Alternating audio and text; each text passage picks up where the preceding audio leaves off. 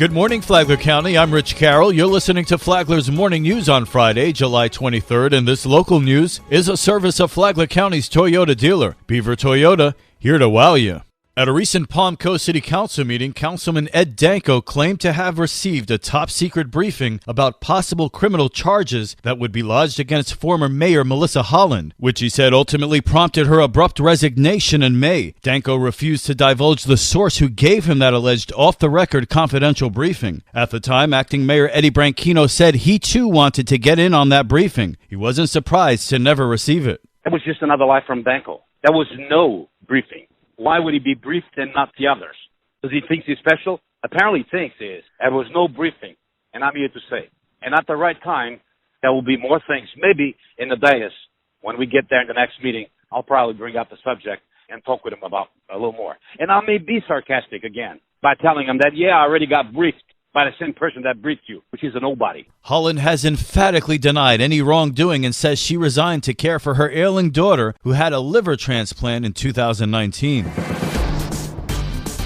A teen lifeguard is recovering after being seriously injured earlier this week. John Arking reports. The 17-year-old lifeguard was seriously injured Monday morning in Flagler Beach while training in the area of 2nd Street South. He was flown to Halifax Hospital in Daytona Beach. Flagler Beach Fire Chief Bobby Pace. His family's with him. He's in good spirits. The lifeguards, co-workers, other city workers and friends, family have been at his side and been visiting him from the beginning. He's in good spirits, and there is some improvement, a little bit more mobility at points. There's some hopes that the improvements will continue. Some of that is based on just waiting to see what happens. But he's stable at this point, and everybody is hopeful and keeping him in our thoughts and prayers. Reportedly, the teen was injured while practicing what is known as a dolphin dive, in which a lifeguard would run from the beach and then dive into the surf. It was all part of training for the Southeast Regional Lifeguard Competition that's taking place in Siesta Key near Sarasota. From the WNZF Newsroom, I'm John Arking.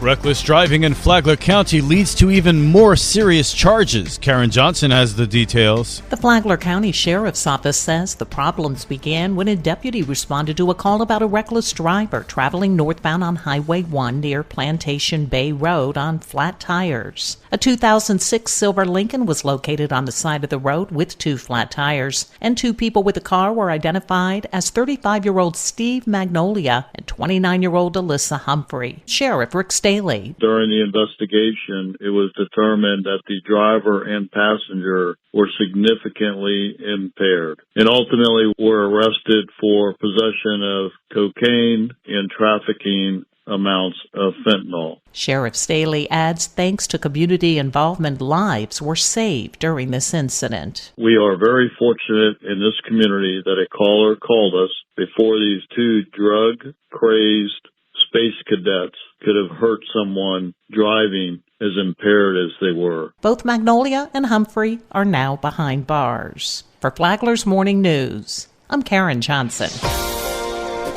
Flagler County Fireflight aims to keep residents safe. Amy Cherry has more. Dana Morris, Flight Operations Chief for Flagler County, says the chopper has taken part in a wide range of missions since it was purchased in 2002. Mainly after the 1998 fires that we had here where we had to evacuate the entire county. So they purchased the helicopter with some landfill bond money that was designated directly for firefighting equipment. So we ended up getting quite a few fires that did a lot of damage, burned a lot of timber and quite a few houses. So the main job of the helicopter is firefighting. That's the number one job, but they wanted to supplement it with air ambulance, which they could bill for the patients and bring money back into the county and subsidize the purchase of the helicopter and the operation of the helicopter. On top of that, we also assist our Sheriff's Department, and we do search and rescue. The county also has a system you may not know about that keeps fireflights safe. It's called Flight Following. The system requires use of a specialized web-based application that includes operational checks every 10 minutes and real-time updates on the aircraft's movement. The FAA requires that system be used whenever transporting a patient, but Morris says they go above and beyond FAA regulations and use the system every time the chopper is in the sky. From the WNZF Newsroom, I'm Amy Cherry.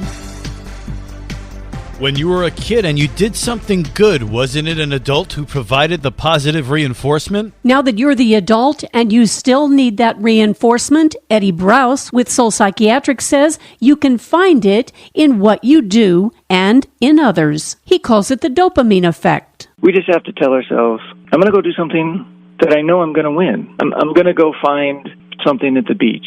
That's what I'm going to do. And then you start out small. Do things you know are going to build a positive reinforcement. Brous said that'll help when you need just to improve your outlook, but he said if you have chronic issues and you're struggling, get professional help. Flagler Health Matters is on every Saturday morning at 11:30 on WNZF, the podcast on the Flagler radio app. From the WNZF newsroom, I'm Deb Albertson. Flagler County is full of fun things to do with the family, and Stacy with Fun for Augie Kids is going to tell you what's going on over the weekend. The Flagler Sports Fishing Club is hosting a free kids fishing clinic on Saturday from 9 a.m. till 12 p.m. Children 5 to 15 years old are welcomed, and the first 100 kids will receive a free rod and reel. Flagler County Library is hosting a teen tie-dye party on Saturday morning. All they'll need to bring is a white article of clothing to dye, and the library will provide the rest. Registration is required, and this is for grades 6 through 12 only. The Palm Coast Parks and Recreation is hosting a Pool Pass Holder Appreciation Day on Sunday afternoon. This is an after-hours party for all members and their families. Refreshments will be provided. Details on these and other great events can be found on our website at fun4augiekids.com. Have a great weekend. And now you're up to date on Flagler's Morning News. I'm Rich Carroll.